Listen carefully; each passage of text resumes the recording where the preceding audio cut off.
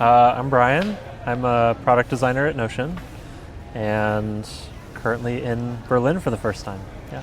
You have redesigned the designer workflow so that live prototypes ship in a faster way, challenging the classic PM, designer, engineer triangle. We wonder which part of the traditional product process do you think is the most ready for disruption at this point, right now, today? And what are PMs and product leaders still struggling to embrace or let go? It's really, really hard to predict anything right now. Like anyone confidently predicting the future is not going to be right.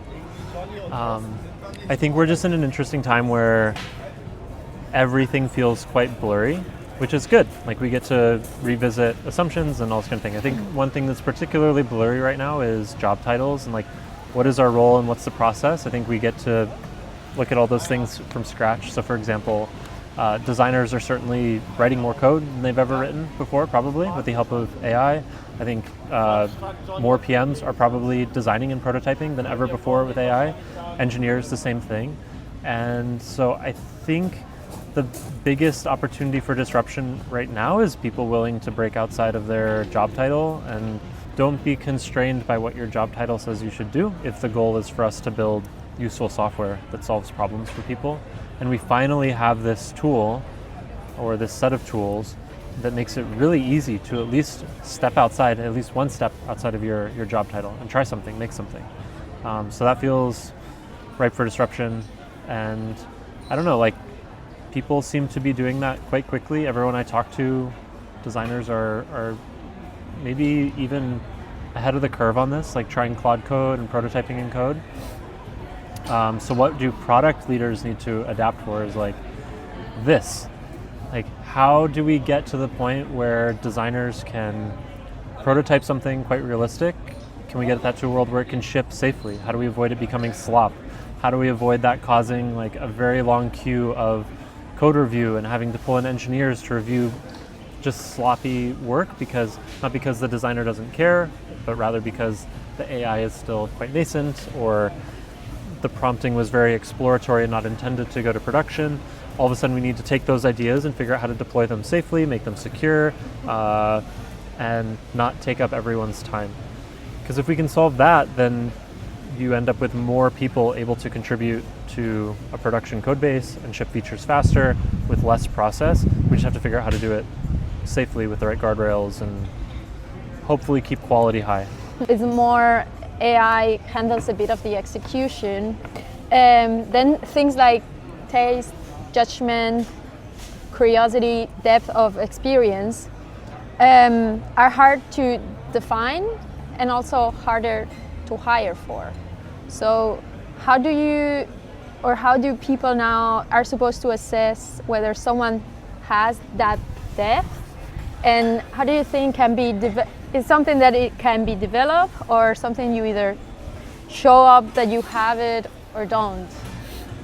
It's going to be a tough situation because I think on one hand, you can probably ask someone like, what did you make before 2023?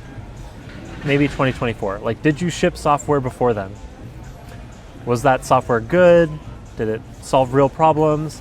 And if the answer to those things is yes, like that person is probably like quite knowledgeable. They know how to ship things.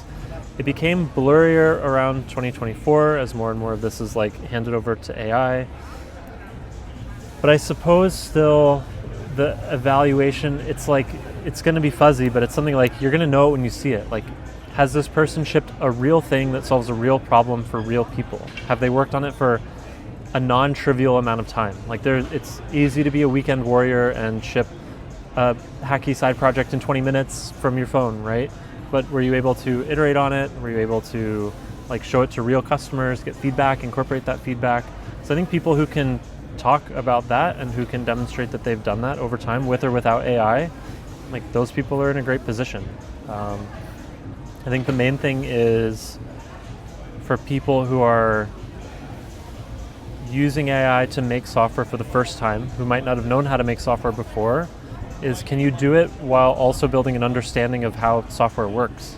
Like you want to end up in a place where you understand the thing you've created and you can iterate on it without like contributing to a mountain of tech debt that will eventually crumble or is insecure or will leak people's information, right? Like you need to have some understanding of what's happening. And so I think that's a certain type of person is willing to go the slight extra mile to interrogate the thing that they've made with AI to understand what's happening under the hood. Working alongside also your main work, which I think you also do quite a lot, like still continue pursuing project or developing side quests from your maybe main job. Do you think is the side project becoming the new portfolio also, or an essential part of what people can work on it or hire? I think side projects have always been a very good portfolio, a thing to add to your portfolio. They're never the only thing. How do you differentiate from one that is good enough to actually be in a portfolio that people will look from one that is just a distraction? Like, I don't know, that's a good question. It's probably like, not every side project has to be a thing that makes money or has lots of users. It's okay if it's personal to you. I think the most compelling side projects are projects that solve a real problem and you shipped something and then you iterated on it a little bit. Like I think it's not satisfying where people make something that didn't solve a real problem. It just sounded like a fun idea. They made it in a weekend and then like nobody used it or they never made changes to it. Because to me that means like you didn't think that critically about how to spend your time and what problems were worth solving, and you never got reps in of hearing feedback and iterating and understanding how to like make software better. So I don't know, I guess that's why side projects are super useful to have on a portfolio. I think they are a way to demonstrate that you have more reps in that process, but it's not the only way. Obviously, like your main job, you get lots of reps, right? So yeah, I think side projects always been good. There probably won't be the main thing. I think people will still want to see some level of depth and expertise. If you will have to build for Europe, for example, would you have done something different? Would you approach designing in Europe differently? Well, I mean, there's the legal constraints, right? But I think a lot of the legal constraints are founded in good ideas. Like we should take care of people's data. We should give people control over their data, the ability to delete an account, those kinds of things. So I don't know, I guess it's like legally required to ship a product in Europe, but it's a good principle to have for anyone building software. Everyone I've met so far, it's pretty remarkable. Like we're all thinking about the same things and solving the same problems. It's not like we're building different kinds of software. Like we're all trying to solve real problems for real people, trying to figure out how to incorporate AI. Like what is this new tool going to change about our process, about the way people want to interact with our tools, the way the tools look? Like, are we all just going to be chatting with every app in the future? Probably not, but like somewhere between that and like our current state, it'll be in the middle.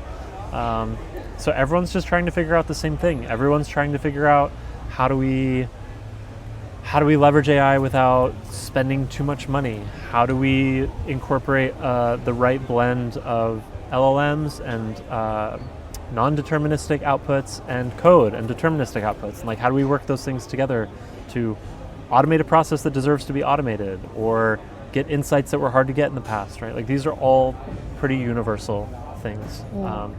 So I guess, I don't know if that's surprising, but it's been consistent. Like, and that's the cool thing about working at Notion. Like we get to build for people here and around the world. I think most of our users are outside of the US. So like this is just like baked into how we ship software.